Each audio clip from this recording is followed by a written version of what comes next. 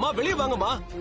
அப்பா ஏதோ கோபத்துல திட்டாரு, பேசிக்கலாம். அம்மா அம்மா வெளியே வாங்கம்மா. அம்மா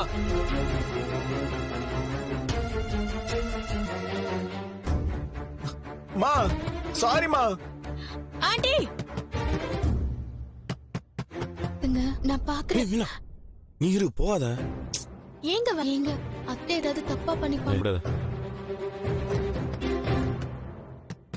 ஆண்டி கதவை திறங்க ஆண்டி. வாங்கம்மா. Uncle please. கூப்பிட்டு அம்மா வருவாங்கப்பா, வர சொல்லுங்கப்பா. எல்லாம் என் தப்புதாம்மா.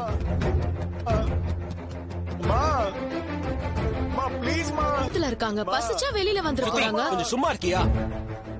மா ப்ளீஸ் மா. மா கதவை தரமா. அப்பா நீங்க போய் கூப்பிடுங்கப்பா. நீங்களாவது போய் கூப்பிடுங்க. ஏன் மீனா இவனுங்க வந்திருக்காங்க? நம்மளா அப்படி நினைக்க பா பா கேப்பா என்ன இல்லப்பா, அம்மா இருக்க மாட்டாங்கப்பா. அதுக்கு மாமா கோவம் எல்லாம் பா இதுல மானங்கிறது என்னப்பா இருக்கு? அம்மா தானப்பா. நீ எப்போ நீ தானப்பா சொல்லுவ? இத்தனை நாளும் அமைதியா இருந்தனே, அதுக்கு என்ன காரணம்? ஏன்னா நீ சச்சரவு இல்லாம இருக்கணும்டா.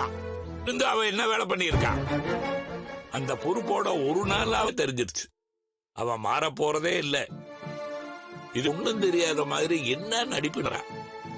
இதுக்கப்புறமா அவகிட்ட நான் பேசணுமா?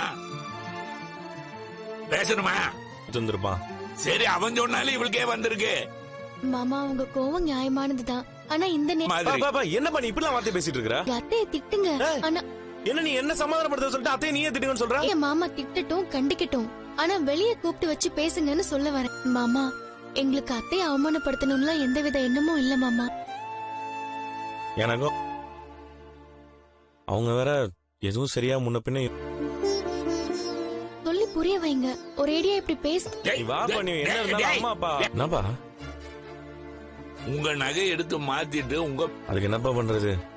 சின்ன பெத்தவங்க பண்ண தப்ப பிள்ளைங்க பண்ணிக்கணும்னு பாட்டி சொல்லி அவ செஞ்சிருக்கிற காரியத்துக்கு என்னால அவகிட்ட பேச முடியாது. நான் சொன்னா சொல் தலையிடாத. நான் இங்க இருக்கவா வெளி போடா. போறேன். எங்க இன்னும் கதை